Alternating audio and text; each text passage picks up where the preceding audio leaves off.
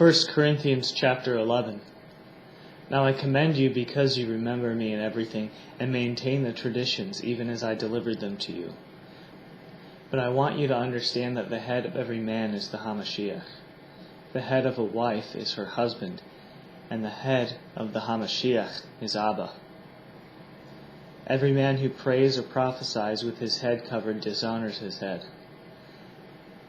But every wife who prays or prophesies with her head uncovered dishonors her head, since it is the same as if her head were shaven.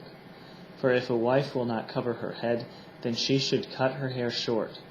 But since it is disgraceful for a wife to cut off her hair or shave her head, let her cover her head.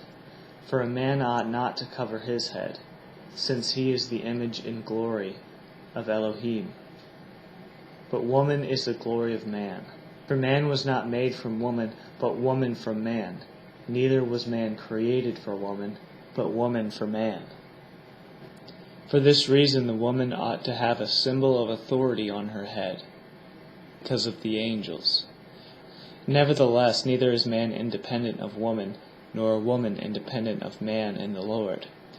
For as the woman was from the man, even so the man also is through the woman, but all things are from Abba. Judge among yourselves. Is it proper for a woman to pray to God with her head uncovered? Doth not even nature itself teach you that if a man have long hair, it is a shame unto him? But if a woman have long hair, it is a glory to her, for her hair is given her for a covering. But if any man seem to be contentious, we have no such custom, neither the assemblies of God.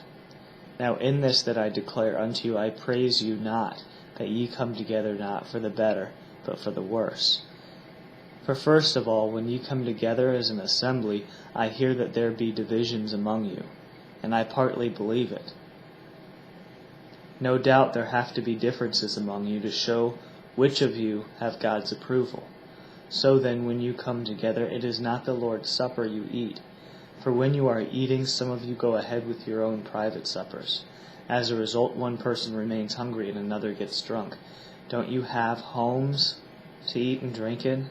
Or do you despise the assembling of God's people by humiliating those who have nothing? What shall I say to you? Shall I praise you? Certainly not in this matter. For I received from the Lord what I also passed on to you.